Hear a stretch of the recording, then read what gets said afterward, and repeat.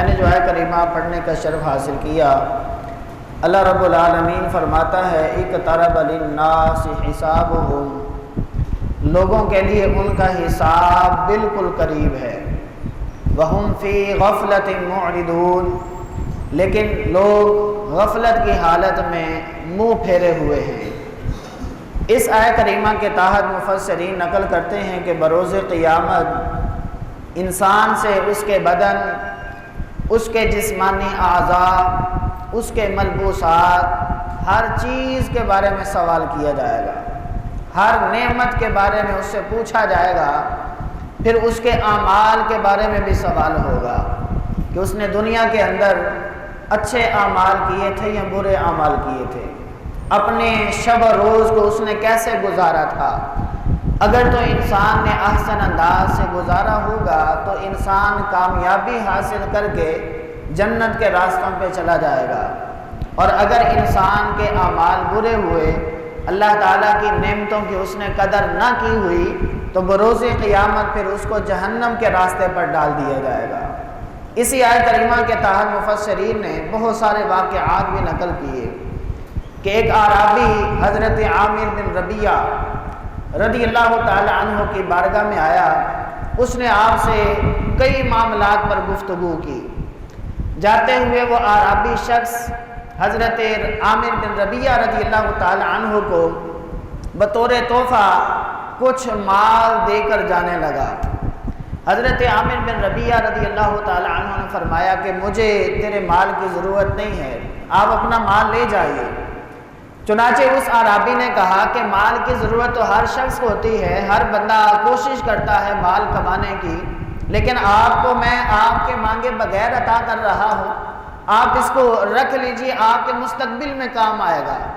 جب یہ جملے کہے تو حضرت عامر بن ربیعہ رضی اللہ تعالی عنہ فرمانے لگے اقترب للناس حسابهم، جب سے یہ آیت کریمہ نازل ہوئی ہے کہ رب فرما رہا ہے تمہارے حساب کتاب کا وقت قریب آ چکا ہے، اس وقت سے میں نے اپنا مال جمع کرنا ہی چھوڑ دیا ہے۔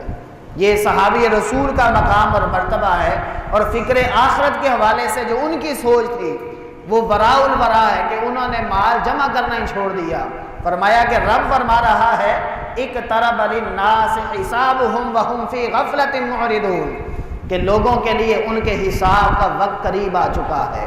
ایک اور صحابی رسول کے بارے میں آتا ہے، وہ اپنے گھر کی دیوار کو تعمیر کر رہے تھے، وہاں سے کسی اور شخص کا گزر ہوا تو ان سے ملاقات ہوئی، چند چیزوں پہ گفتگو بھی ہوئی، وہ اپنے گھر کی دیوار خود تعمیر کر رہے تھے۔ جب اس شخص سے بات چیت ہوئی تو کہنے لگے تم چونکہ دربار رسالت مآب صلی اللہ علیہ وسلم سے آ رہے ہو، حضور نبی پاک صلی اللہ علیہ وسلم کی بارگاہ سے آ رہے ہو، مجھے بتاؤ کہ آج کون سی آیت کریمہ نازل ہوئی ہے۔ اس شخص نے کہا اقترب للناس حسابهم وهم فی غفلۃ معرضون، کہ لوگوں کے حساب کا وقت قریب آ چکا ہے اور لوگ غفلت کی حالت میں منہ پھیرے ہوئے ہیں۔ آج یہ والی آیت نازل ہوئی ہے۔ جیسے اس صحابی رسول نے آیت کریمہ کو سنا تو اپنے ہاتھوں کو جھاڑنا شروع کر دیا اور کہا کہ اب میں دیوار تعمیر نہیں کروں گا۔ انہوں نے کہا اپنی دیوار تو مکمل کر لیجئے۔ فرمایا کہ جب حساب کا وقت قریب آ گیا ہے، اب دیوار بنانے کی کیا ضرورت ہے، اب تو ہمیں آخرت کی تیاری کرنی ہے۔ یعنی کہ صحابہ کرام علیہم رضوان قرآن مجید پر فوراً عمل کیا کرتے تھے اور اس پر عمل کر کے بتایا کرتے تھے کہ عمل یوں ہوتا ہے کہ حضرت عامر بن ربیعہ نے مال جمع کرنا شروع کر دیا اور اس صحابی رسول نے اپنی دیوار کو راستے میں چھوڑ دیا اور اللہ تعالیٰ کی عبادت میں مصروف ہو گئے۔ تو گویا کہ اللہ رب العالمین واضح لفظوں میں فرما رہا ہے اقترب للناس حسابهم وهم فی غفلۃ معرضون، کہ لوگوں کے حساب کا وقت قریب آ گیا ہے۔ اب مفسرین فرماتے ہیں یہاں قربت سے مراد کیا ہے؟ فرماتے ہیں کہ قربت سے مراد بہت ساری صورتیں ہیں، لیکن یہاں پر جو اہم صورت ہے وہ قیامت کا قائم ہونا ہے، کیونکہ قرآن مجید کی سورہ قمر کی پہلی آیت میں فرمایا اقتربت الساعۃ وانشق القمر، کہ قیامت قریب آ چکی ہے جس وقت چاند دو حصے ہو جائے گا۔ اب مفسرین فرماتے ہیں چاند کا دو ٹکڑے ہونا یہ تو ثابت ہو چکا۔ نبی پاک صلی اللہ تعالی علیہ وآلہ وسلم نے معجزے کا اظہار فرما دیا تو قیامت کی سب سے پہلی اور بڑی نشانی چاند کا 2 حصے ہونا تھا، وہ مکمل ہو گیا۔ اب فرماتے ہیں علماء مفسرین کہ قیامت قریب تر ہوتی چلی جا رہی ہے، اور قیامت کا منظر بیان کرتے ہوئے مفسرین لکھتے ہیں کہ قیامت سے 40 سال قبل سارے مسلمان وفات پا جائیں گے۔ ہر مسلمان کی بغل کے نیچے سے ایک خوشبودار ہوا گزرے گی جس کی وجہ سے مسلمان انتقال کر جائیں گے۔ پھر اس کے بعد مزید 40 سال تک کوئی بچہ پیدا نہیں ہوگا، دنیا کے اندر صرف کافر ہی رہ جائیں گے۔ علماء فرماتے ہیں یہ بھی اللہ تعالیٰ کی رحمت ہے کہ قیامت مسلمانوں پر نہیں بلکہ قیامت کفار پہ نازل ہوگی۔ اذا زلزلت الارض زلزالها واخرجت الارض اثقالها القارعة ما القارعة وما ادراك ما القارعة، فرمایا کہ انہم یرونہ بعیدا، تم تو اس قیامت کو دور دیکھ رہے ہو، فرمایا ونراہ قریبا، ہم تو قیامت کو قریب سے دیکھ رہے ہیں، یعنی کہ قیامت بالکل قریب ہے۔ علماء فرماتے ہیں قیامت کی 3 قسمیں ہیں، ایک ہے قیامت صغریٰ، اور قیامت صغریٰ ہر انسان کے لیے یہ ہے کہ جب اس کی روح اس کے جسم سے جدا ہو جاتی ہے، انسان فوت ہو گیا تو اس کے لیے قیامت صغریٰ قائم ہو گئی، باقی احوال تو بعد کے ہیں۔ تو اس لیے علماء فرمایا کرتے ہیں آخرت کی تیاری کے حوالے سے ہر انسان غور و تفکر کرتا رہے، سوچتا رہے کہ قیامت کا ذکر اللہ رب العالمین نے کہاں کہاں ذکر فرمایا۔ مفسرین فرماتے ہیں لفظ قیامت قرآن مجید کے اندر اللہ رب العالمین نے 70 مرتبہ ذکر فرمایا، اور قرآن مجید کی 114 صورتیں ہیں جن میں سے 13 صورتوں کے اندر قیامت اور اس کے احوال کا ذکر کیا گیا۔ سورۃ التغابن ہے، سورۃ الدخان ہے، سورۃ الحشر ہے، سورۃ القیامہ ہے، سورۃ التکویر ہے، سورۃ الانفطار، سورۃ الانشقاق، سورۃ الزلزال اور سورۃ القارعہ۔ ان تمام صورتوں کا مقصد کیا ہے؟ آخرت کے عقیدے کو واضح کرنا، آخرت کے دن کو بیان کرنا۔ اور علماء فرماتے جیسے اللہ تعالیٰ کی ذات پر ایمان لانا ضروری ہے، نبی پاک صلی اللہ علیہ وسلم کی ذات پر ایمان لانا ضروری ہے، سارے رسولوں، ساری کتابوں، سارے فرشتوں پر ایمان لانا ضروری ہے، اسی طرح آخرت کے دن پر بھی ایمان لانا ضروری ہے کہ بروز قیامت لوگوں کو دوبارہ اٹھایا جائے گا، قیامت کا دن واقع ہوگا، اس دن لوگوں کو جزا اور سزا دی جائے گی۔ ہر بندہ یہ سمجھتا ہے کہ مجھے جزا ملے گی، لیکن فرمایا کہ اس دن انصاف کیا جائے گا۔ اگر بندے کے اعمال برے ہوئے تو اس کو سزا بھگتنی پڑے گی، اگر اس کے اعمال اچھے ہوئے تو اللہ تعالیٰ اس کو جزا ضرور عطا فرمائے گا۔ تو اس لیے علماء فرماتے ہیں آخرت کے حوالے سے انسان کو سوچ و بچار کرتے رہنا چاہیے۔ اپنی جو قیامت صغریٰ ہے اس کے حوالے سے حضرت عثمان غنی رضی اللہ تعالیٰ عنہ، آپ کو ایک صحابی رسول نے عرض کیا حضور آپ کو تو نبی پاک صلی اللہ علیہ وسلم نے 3 مرتبہ جنت کی بشارت عطا فرما دی، لیکن آپ کو دیکھا گیا ہے کہ جب کبھی آپ قبر کے پاس جاتے ہیں اتنا روتے ہیں کہ آپ کی مبارک داڑھی بھی تر ہو جاتی ہے۔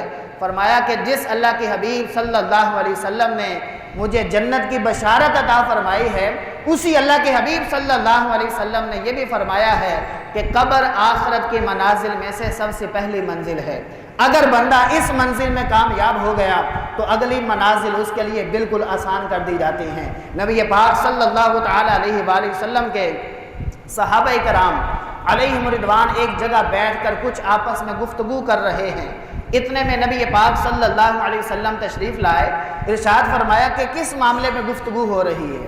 عرض کہ یا رسول اللہ صلی اللہ علیہ وسلم ہم قیامت کے بارے میں، اس کے احوال کے بارے میں سوچ و بچار کر رہے ہیں۔ نبی پاک صلی اللہ علیہ وسلم نے ارشاد فرمایا کہ اس کی تو کچھ نشانیاں ہیں کہ قیامت سے قبل حضرت عیسیٰ علیہ السلام کا نزول ہوگا، دابت الارض یعنی یاجوج ماجوج نکلے گا، دجال کا ظہور ہوگا، اس طرح کے معاملات نبی پاک صلی اللہ علیہ وسلم نے ذکر فرمائے، لیکن ارشاد فرمایا کہ اس سے پہلے بھی چند نشانیوں کا ظہور ہوگا جن کو چھوٹی نشانیاں کہا جاتا ہے۔ ان میں سے پہلی نشانی نبی پاک صلی اللہ علیہ وسلم نے یہ بیان فرمائی کہ وقت کے اندر برکت ختم ہو جائے گی۔ سال تمہیں مہینے کا معلوم ہوگا، مہینہ تمہیں ہفتے کا معلوم ہوگا، اور ہفتہ تمہیں ایک دن کا معلوم ہوگا، دن گھنٹے میں گزر جائے گا اور گھنٹہ منٹوں میں گزر جائے گا، منٹ سیکنڈوں میں گزر جائیں گے، یعنی وقت سے برکت کو اٹھا لیا جائے گا۔ دوسری نشانی نبی پاک صلی اللہ علیہ وسلم نے یہ ارشاد فرمائی یکللھا الرجال ویکسرھا النساء کہ قیامت سے قبل مردوں کی تعداد کم ہو جائے گی اور عورتوں کی تعداد زیادہ ہو جائے گی۔ پھر نبی پاک صلی اللہ علیہ وسلم کی حدیث پاک کا خلاصہ ہے کہ ایک مرد کی سرپرستی میں 50 خواتین ہوں گی۔ یہ قرب قیامت ہوگا۔ آج آپ دیکھ لیجئے، ملاحظہ کیجئے، کسی خاندان کے افراد کو گن لیجئے، کسی قبیلے کے افراد کو گننا شروع کر دیجئے، آپ کو خواتین کی تعداد زیادہ ملے گی۔ یہ بھی قرب قیامت اور قیامت کی نشانیوں میں سے ہے۔ گویا کہ ہمیں تنبیہ کی جا رہی ہے کہ اپنی آخرت کی تیاری کرنا شروع کر دو۔ پھر نبی پاک صلی اللہ تعالی علیہ وآلہ وسلم نے قیامت سے قبل تیسری نشانی کا ذکر کرتے ہوئے ارشاد فرمایا کہ قیامت سے قبل علم کو اٹھا لیا جائے گا۔ عرض کیا گیا یا رسول اللہ صلی اللہ علیہ وسلم کیا علم سینوں سے ختم کر دیا جائے گا؟ ارشاد فرمایا نہیں، اللہ تعالیٰ اپنے علماء کو اٹھا لے گا۔ نبی پاک صلی اللہ علیہ وسلم نے فرمایا اسی لیے دریاؤں اور سمندروں کے اندر مچھلیاں بھی عالم دین کے لیے استغفار کرتی ہیں۔ جب تک علماء کی بقا ہے اس دنیا کے اندر تب تک دنیا پر قیامت قائم نہیں ہوگی۔ اور عرض کیا یا رسول اللہ صلی اللہ علیہ وسلم قرب قیامت علم اٹھا لینے سے مراد کیا ہوگا؟ فرمایا کہ اللہ رب العالمین علماء کو اٹھا لے گا، جس کی وجہ سے جہالت زیادہ پیدا ہونا شروع ہو جائے گی۔ پھر لوگ اہل علم کی بجائے جہلاء سے مسائل پوچھ کر گمراہی کے اندر گمراہی کی دلدل میں پھنسنا شروع ہو جائیں گے۔ اور آج کل لوگ کہتے ہیں جی اب علم زیادہ آیا ہے، پہلے اتنا علم نہیں تھا، پہلے جدید ٹیکنالوجی نہیں تھی، پہلے اتنا علم نہیں ہوتا تھا جتنا اب آ گیا۔ اب ہمیں بہت کچھ سیکھنے کو مل رہا ہے، ہمیں جدید ٹیکنالوجی کے ذریعے بہت سارے ملکوں کا وزٹ ہم کر لیتے ہیں۔ اب تو سائنسدان چاند پر پہنچنا شروع ہو گئے۔ ہمیں یہ electronic media, print media, social media, ان چیزوں کے ذریعے بہت ساری معلومات مل رہی ہے۔ ہمیں فیس بک چلانا آ گئی، ہمیں یہ واٹس ایپ چلانا آ گیا، انسٹاگرام چلانا آ گیا، اور پتہ نہیں کیا کچھ وزٹ کرنا آ گیا۔ تو بھائی یہ علم نہیں ہے۔ لوگ کہتے ہیں اب علم آیا ہے، پہلے علم نہیں تھا، اب ہمیں معلومات ملی ہے۔ بھائی یہ علم نہیں ہے۔ علم تو اصل یہ تھا کہ ہمیں پتہ ہوتا نماز کے فرائض کتنے ہیں، نماز کے واجبات کتنے ہیں، کن چیزوں کی وجہ سے نماز ٹوٹ جاتی ہے، کن چیزوں کی وجہ سے نماز فاسد ہو جاتی ہے، روزے کے مقاصد کیا ہیں، زکوٰۃ کے مقاصد کیا ہیں، حج کے مقاصد کیا ہیں، اور دین اسلام کے گزارنے کے طور اور طریقے کیا ہیں۔ لیکن لوگ کہتے ہیں جی اب علم نہیں ہے۔ میں کہتا ہوں اگر اب علم آنا شروع ہوا ہے، پہلے علم نہیں تھا، تو امام غزالی تو اس دور کے ہی ہیں۔ اب امام غزالی جیسا کیوں نہیں پیدا ہو رہا؟ اب رومی جیسے لوگ کیوں نہیں آ رہے؟ اب حضرت امام اعظم ابو حنیفہ رضی اللہ تعالی عنہ کے قدموں کی خاک کے برابر بھی کوئی بندہ نہیں آ رہا۔ تو پتہ چلا علم پہلے تھا، اب علم اٹھایا جا رہا ہے، اب جہالت ہو رہی ہے۔ اب اگرچہ جدید ٹیکنالوجی کا لفظ بول کر آپ کہہ رہے ہیں ہمیں معلومات مل رہی ہے، لیکن آپ دین کے احکامات سے پیدل ہوتے چلے جا رہے ہیں۔ آپ جدید ٹیکنالوجی کے ذریعے بہت ترقی کی راستے پر آنا چاہ رہے ہیں، لیکن اصل ترقی کا راستہ یہ تھا ہمیں دین کے احکامات کا علم ہوتا، ہمیں نکاح کے مسائل کا علم ہوتا، طلاق کن صورتوں میں ہو جاتی ہے، کن میں نہیں ہوتی، خرید و فروخت کے مسائل کا علم ہمیں ہوتا، حلال کن صورتوں میں کمایا جا سکتا ہے، کن صورتوں کی وجہ سے بندہ حرام کے اندر ملوث ہو جاتا ہے، یہ اصل علم تھا۔ تو فرمایا قرب قیامت علم کو اٹھا لیا جائے گا۔ پھر نبی پاک صلی اللہ علیہ وسلم نے چوتھی نشانی بیان فرمائی کہ قرب قیامت بدکاری عام ہو جائے گی۔ آج کل آنکھ کا جو زنا ہے وہ عام ہوتا چلا جا رہا ہے، اور بد نگاہی کرنے کو، بری آنکھ کے ذریعے غیر محرم کو دیکھنے کو اب لوگ عیب شمار ہی نہیں کرتے۔ اب اپنی آنکھوں کی ٹک ٹکی باندھ کر غیر محرم کو دیکھے جا رہے ہیں، جبکہ یہ حرام ہے۔ بروز قیامت فرمایا گیا ایسے بندے کی آنکھ میں سیسا پگھلا کر ڈال دیا جائے گا جو اپنی آنکھوں کو حرام کے ذریعے پر کرتا ہے، چاہے وہ ناچ گانا دے کر ہو، چاہے وہ فلمیں ڈرامے دیکھنے کی صورت میں ہو۔ غیر محرم عورت کو اور اس کے اعضاء کو دیکھنے کی وجہ سے بروز قیامت ایسے شخص کی آنکھ میں سیسا پگھلا دیا جائے گا۔ انسان کو خوف کرنا چاہیے، اللہ کی بارگاہ سے ڈرنا چاہیے کہ بروز قیامت کہیں ایسا نہ ہو کہ اس عمل کی وجہ سے ہمیں جہنم کی طرف دھکیل دیا جائے۔ پھر نبی پاک صلی اللہ تعالی علیہ وآلہ وسلم نے قیامت کا ہولناک منظر بیان فرمایا۔ قرآن مجید کے میں نے عرض کیا 114 صورتوں میں سے صرف 13 صورتوں کا مضمون ہی قیامت کے موضوع پر ہے۔ الحاقۃ ما الحاقۃ وما ادراک ما الحاقہ۔ اسی طرح ارشاد فرمایا اذا زلزلت الارض زلزالها واخرجت الارض اثقالها۔ ان آیات کا مقصد کیا ہے، ان صورتوں کا مقصد کیا ہے؟ آخرت کے حوالے سے تنبیہ کرنا، آخرت کی تیاری کا ذہن دینا کہ قیامت والے دن انسان کا ایسا عالم ہوگا کہ انسان بے بس ہو جائے گا۔ افلا یعلم اذا بعثر ما فی القبور۔ مفسرین فرماتے ہیں جب انسان کو قبر سے نکالا جائے گا، قبر سے اٹھایا جائے گا، وہ بالکل برہنہ ہوگا۔ آج انسان کو جب ہم قبر میں داخل کرتے ہیں، اس کے مال و اسباب یہاں رہ گئے، اس کے مال و دولت، اس کے بہن بھائی، سب کچھ یہاں رہ گیا۔ قبر کے اندر صرف اپنے اعمال اور اپنے کفن کو لے کر جاتا ہے۔ بروز قیامت جب قبر سے نکالا جائے گا، اس کے بدن پر کفن بھی موجود نہیں ہوگا۔ حضرت عائشہ صدیقہ رضی اللہ تعالی عنہا عرض کرتی ہیں یا رسول اللہ صلی اللہ علیہ وسلم، کیا اس وقت حیا ختم ہو جائے گی؟ ارشاد فرمایا نہیں، حیا کی بات نہیں، معاملہ تو حیا سے بھی اگلا ہے۔ عرض کیا یا رسول اللہ صلی اللہ علیہ وسلم اگلا معاملہ کیا ہے؟ ارشاد فرمایا کہ اس وقت انسان کے ہوش اڑا دیے جائیں گے، انسان کو خبر تک نہ ہوگی کہ وہ کیا کر رہا ہے۔ اس لیے تو قرآن مجید نے کہا یوم یفر المرء من اخی و امہ و ابی و صاحبتہ و بنی۔ کیا ارشاد فرمایا کہ اس دن بھائی اپنے بھائی سے بھاگ رہا ہوگا۔ فر یفر کا معنی ہوتا ہے بھاگنا، بالکل جان چھڑانے والی بات ہوگی۔ ماں باپ اپنی اولاد سے بھاگ رہے ہیں، اولاد اپنے ماں باپ سے بھاگ رہی ہے، اسی طرح بہن بھائی ایک دوسرے سے بھاگ رہے ہیں، دوست اپنے دوست سے جان چھڑا رہا ہے، ہر ایک کو اپنی اپنی پڑی ہوگی۔ اسی کا مطلب ہوتا ہے نفسا نفسی کا عالم ہونا۔ ہر بندہ یہ چاہے گا کہ آج چاہے ساری دنیا ہلاک ہو جائے، آج صرف مجھے کامیابی مل جائے۔ فرمایا کہ اس وقت تو حالت یہ ہوگی، پھر انسان کی پیشانی پر لکھا ہوگا کہ یہ کس طرح اپنی زندگی گزار کر آیا۔ آج بندہ تو یہ سمجھتا ہے کہ میں چھپ کے گناہ کر لوں گا۔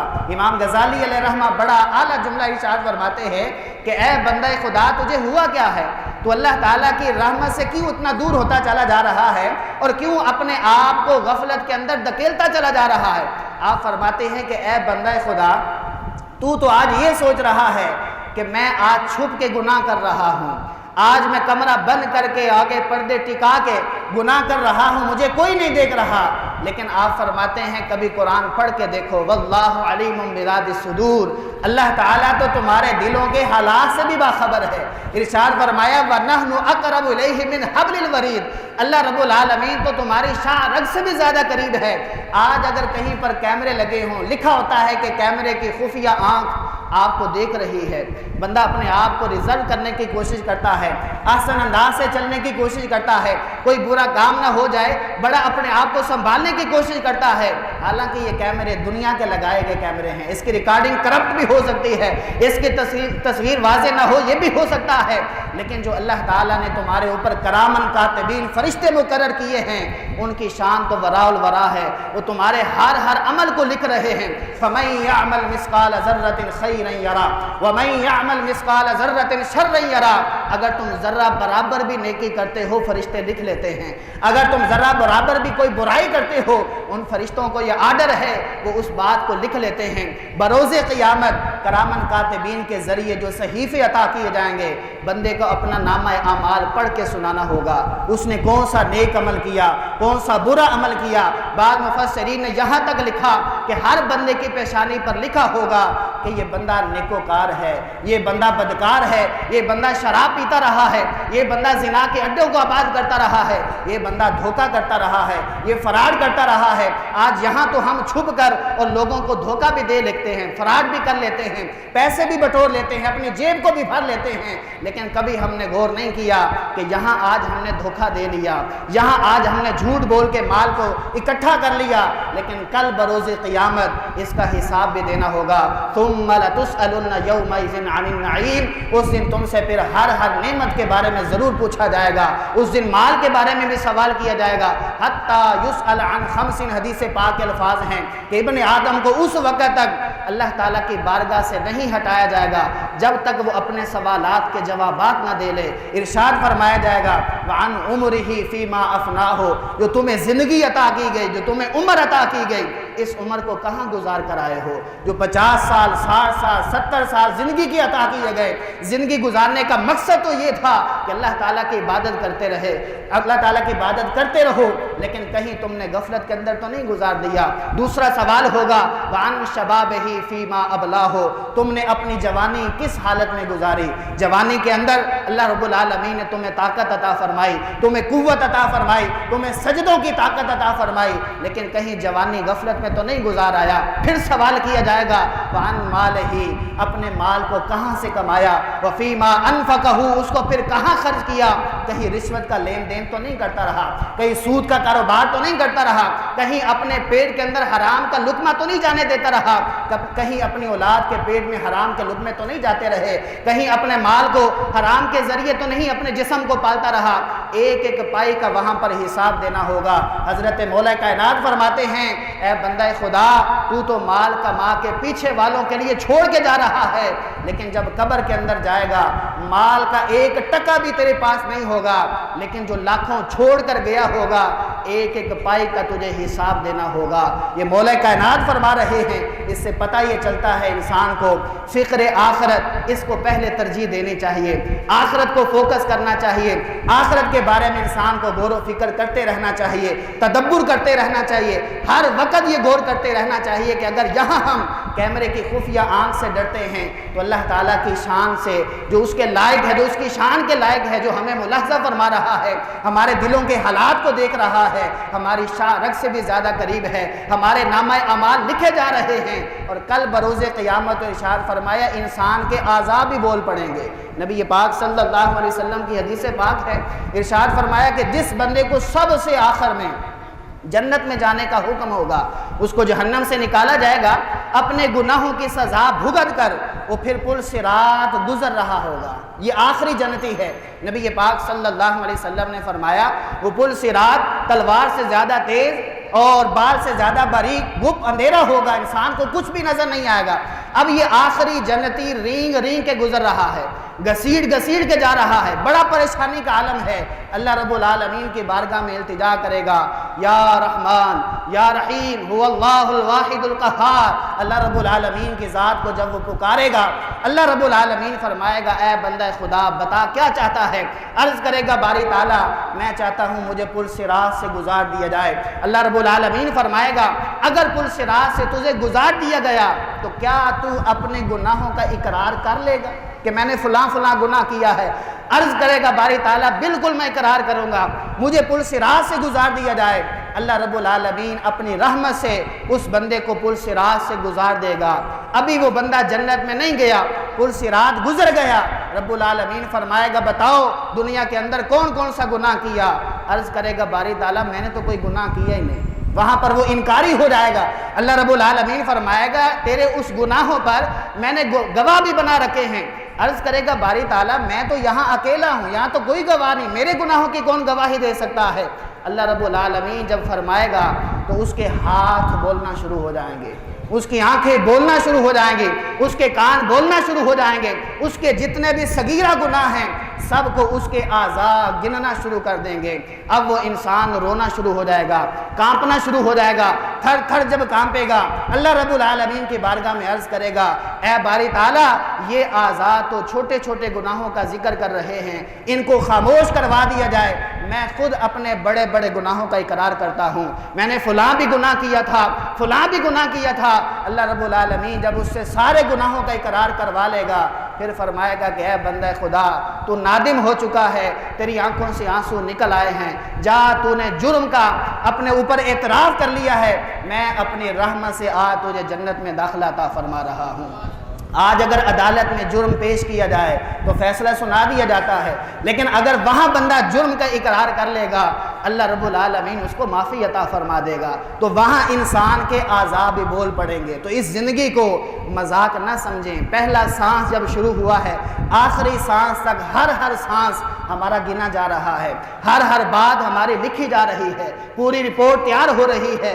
آج دنیاوی رپورٹیں تیار کرنے کے لیے ہم اپنے الفاظ کا چناؤ کرتے ہیں، اپنے لباس کا چناؤ کرتے ہیں، اپنی چال چلن کو بدل لیتے ہیں، تو خدا را جب آخرت کا منظر ہوگا، نفسا نفسی کا عالم عالم ہوگا، لوگوں کے مجمع کے اندر ہمیں سوالات کے جوابات دینے ہوں گے، اپنے کیے کا وہاں پر ہر چیز بھگتنی ہوگی۔ تو آج اپنی آخرت کو ترجیح دیجئے، اچھے اعمال کیجئے، برے اعمال سے توبہ کر کے نیکی کے راستے کی طرف گامزن ہو جائیے۔ اللہ رب العالمین کے بارگاہ میں دعا ہے ہم سب کو فکر آخرت کی توفیق عطا فرمائے۔